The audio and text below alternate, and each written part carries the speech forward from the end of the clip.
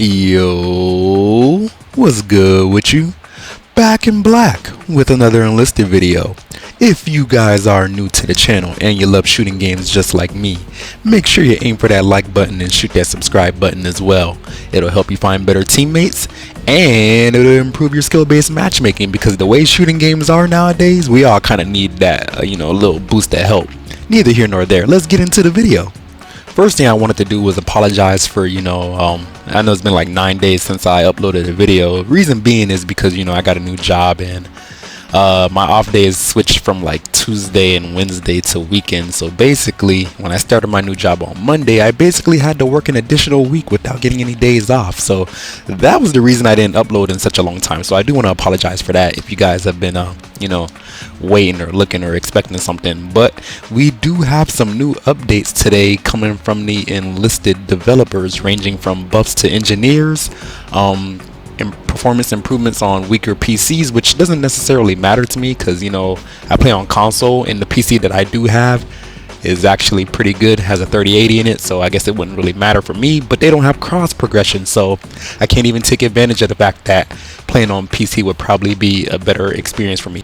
So real quick, just a little tidbit I would like to throw out there. I really need y'all to get on that cross progression, Darkflow. It would be a major improvement to the game, and give people the ability to play on whatever platform they want and switch whenever they want as well, which would be better for the game overall. I'm also still trying to figure out why we don't have game chat in the game, but I guess I'll save that for like another video. Just focusing on what they gave us recently, I guess I'll just take it in order of importance from greatest to least. So I already talked about the least important thing, which was the fact that they did a performance update for weak ass PCs. So clap if you have like a really bad laptop or a PC that was from 2005, you can still play Enlisted, which is great. I'm sure that's probably their greatest priority, is just to get the player base as high as possible, so no matter how bad the hardware you're playing on is, you'll still be able to play the game. So I can completely understand why they would put more priority on that instead of the balance of the Pacific campaign, which I personally feel is more important. And also I will talk about that a little later in the video. But something that may hold a little more value for you guys, and something that you should know generally speaking, is that engineers have been buffed, and it's pretty I'm not going to say it's the most substantial buff in the world, but it is something that makes them way more convenient to use. And that's a good thing in my personal opinion, because quite frankly, as most of you guys probably know, unless you're like one of those people who actually look up videos on YouTube and is an avid player of the game yourself, most people are probably unaware that engineers are probably the most effective class in the game to use, whether that be making rally points for your team, making cover if you're on defense, making ammo if you need that. These guys basically provide all the essential tools that you would need to win a game, besides just having good gun skill. So for Enlisted to go out of their way to buff them again, because this isn't even the first time that they buffed them, so yeah, for them to buff them again, that's a great sign in my personal opinion. I guess they're just trying to get people to use engineers more, or make them, like I said, more convenient to use, because yeah man, they are not used enough, especially if you are playing as Japan. But again, I will talk about that a little later. So when it comes to machine gun nest and ampulets, or ampulomets, however you pronounce that, I guess the machine gun nest that the Russians use that shoots the Molotovs or whatever. When it comes to those, the building time will be reduced from 22.5 seconds to 12 seconds, which is basically cutting it in half, which is again a very substantial improvement. And that's great, because machine gun nests are actually one of my favorite structures to build and use. I don't see them being built pretty much ever. I think I've seen it like once on the enemy team being built, and then I've seen it like probably 0 times unless I built it myself if I was playing on the friendly team. And I'm sure the reason is because, one, like the update addressed, they take a very long time to build, and nobody's trying to go out of their way and expose themselves on multiple angles just to build a machine gun nest just to get shot before it's even finished. So for them to again cut the building time in half, that's a pretty good change. They also reduced the resource cost from 12 to 10. So even if you do build a machine gun nest, you'll still have some resources left over to build some more sandbags or barbed wire or what have you, whatever will be more useful in that situation. My issue with the machine gun nests, and I've already addressed this multiple times, is that when you do make one and you do go to use it, for some odd reason, they don't really give you the ability to turn 180 degrees to the left or right, and they barely give you any room to look up and down. And I don't understand why that is, considering the fact that a machine gun nest is literally mounted on a tripod, which should give the gun the most flexibility and turning radius when it comes to mowing down enemies, which I thought the whole point of a machine gun nest was to be a very effective defensive emplacement. But how is it going to do that if you can only turn it 30 degrees to the left or right? It's like, if you don't build it directly in front of where the enemy is coming from, you might as well not even build it at all, which, like, bro, you just defeating the whole purpose of having the emplacement in the game. So I mean, I appreciate that you guys gave us the ability to make them faster, and you made them cost less resources, but I still don't see people going out of their way to use it if you can't even turn it to shoot somebody who's like slightly to the left or right of your screen. It's like, bruh, like, imagine you bought a car, right? But you could only turn your steering wheel 30 degrees to the left or right. You would basically call the car useless. And I'm not saying a car is the same thing as a machine gun, but I think the analogy still applies, because if you can't turn, what's the point of using said vehicle or said machine gun? So that's how I feel about that. I really wish they would improve the turning radius on it. I don't know why they won't. I really don't get it. It's like my third time saying it in a video, so hopefully it reaches one of them eventually and they can address that. Not much to say about AT guns. Those were pretty good how they were. Reason being, they were very effective against enemy tanks and against infantry. So the only adjustment that has been made to those is that they have reduced the building time from 15 to 10 seconds. Anti-aircraft guns, on the other hand, which is also very annoying in the Pacific campaign, and I guess any campaign in general.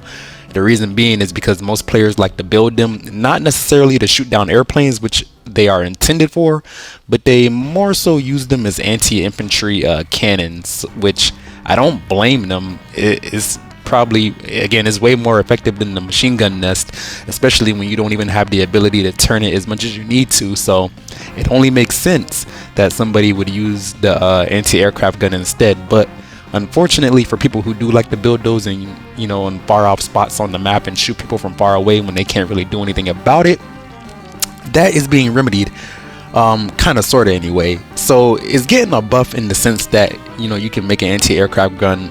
Usually it would be 11 seconds. Now it is 8 seconds to make it, and the resource cost is being upgraded from 8 to 6, which I know is a lower number, but just understand that if the resource cost is lower, that means you will have more resources left over to build more stuff. So I know that might have been a little confusing the way I said it. The way that they have been nerfed, though, is that the minimum inclination angle will now be set at 7.5 degrees, and then the horizontal rotation speed will be, well, that's not really a nerf, that's more of a buff. They're increasing the horizontal rotation speed by 50%, and the vertical rotation speed will be increased by 225%. So they will be able to turn faster. The issue is, or I guess the nerf, if you will, is that you won't be able to look down all the way to shoot at infantry. I'm sure players will circumvent this by building them on hillsides or funky angles to be able to look down and shoot at infantry anyways, especially considering how hilly the Pacific campaign is in general. So yeah, those angles will be available, but it seems like they're making efforts to reduce people using anti-aircraft guns as anti-infantry instead, which is great in my personal opinion, because it is kind of annoying to be minding your business, running, trying to attack an objective, and then you just see some guy way off in the back of the map in an anti-aircraft gun. Not really, I guess he is contributing because he's getting kills, but it's like the cheapest way you could go about doing it, and it's not even what it's meant to be used for. So again, this is another reason that I think the machine gun nest should be buffed, because people are not even using them in situations that they should be, which would be way more feasible and make way more sense than getting shot across the map with an anti-aircraft gun. And yeah, honestly, I would like to see those anti-aircraft guns be used to shoot down those bombing runs that people like to spam in the Pacific campaign as well, because that is also kind of annoying, and I feel like that would be a much better use of the material, but neither here nor there. Small little tidbit, but they will also be updating the models of the anti-aircraft guns to match whichever faction you were playing as, so you know, that's nice as well. They did the same thing with the machine guns, so it'll be a little more realistic and a little more atmospheric and immersive in that sense, that not everybody will have the same anti-aircraft gun when you know, being used. Other than that, the only other change that they made to the engineers is that you can also destroy structures a lot faster than you could before. So the same way you can build stuff faster, you can destroy stuff faster as well. So that's nice. Now to get into the meat and potatoes of the what I really want to talk about. Alright, man, so at this point we all know that if you like to play the Japanese in the Pacific campaign, you are either A, a masochist, or B, you like to challenge yourself in the hardest way possible every time you play this game. Whatever the case may be, it seems that Darkflow is hearing what we are saying, or at least seeing the memes, because I've seen so many memes on Twitter and Facebook or what have you. I haven't looked on Reddit. I don't even want to know what they're saying on Reddit. I'm sure they're going crazy on there. But yeah, man, we all know that the balance is severely lopsided in this campaign, and I guess what's crazy to me is that they know it too, but it seems that they don't really have much that they want to do about it. At least they haven't thought of anything that they really want to do about it yet, because the only time that they even addressed the balance in the Pacific campaign was in the other changes section of making Enlisted better update, which is kind of crazy to me, because like, for so many people to be talking about it and for it to be, you know, a meme for weeks and weeks, you think they would have more to say about it or more to do about it. But the only thing that we are getting as far as any balance changes is that they're increasing the number of points for the Axis team, which I don't even know what that means. What does it mean to increase the number of points? Are you talking about the lives? Like, what are we talking about here? I don't even understand. So they did that. They decreased the time to capture points for the Axis team, which I guess is a decent thing to do, but it's like the most minuscule change that you can make again. So again, it's just like, is that really the best that y'all could do about, you know, playing the Japanese? Because like, normally when I make these kind of update videos, I put pictures in to, you know, show you guys what I'm talking about, but I'll just link it down in the description. The reason I didn't put any pictures is because I wanted you guys to really absorb this whole gameplay, so you could see what I literally have to do just to win a game playing as the Japanese. And if I'm not backpacking, I'm losing with 100+ kills every time, and that's just crazy to me. So yeah, man, what do they do for the allies? They decreased the number of points for the allied team, which again, we still don't really know what that means because their wording is so bad. I'm gonna assume that means you get less lives when you capture a point as the Americans.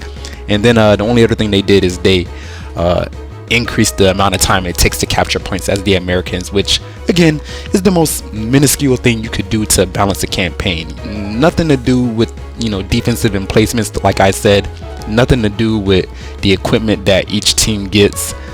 All y'all did was y'all change how long it takes to capture an objective, which does it really matter if one team is still so overwhelmingly strong in comparison to the other? And yeah, man, I'm disappointed. I'm very disappointed so far with how they have addressed the Pacific campaign. Let me know what you guys think down in the comment section, but that's pretty much it for me. I hope you guys have a good one. Black guy out.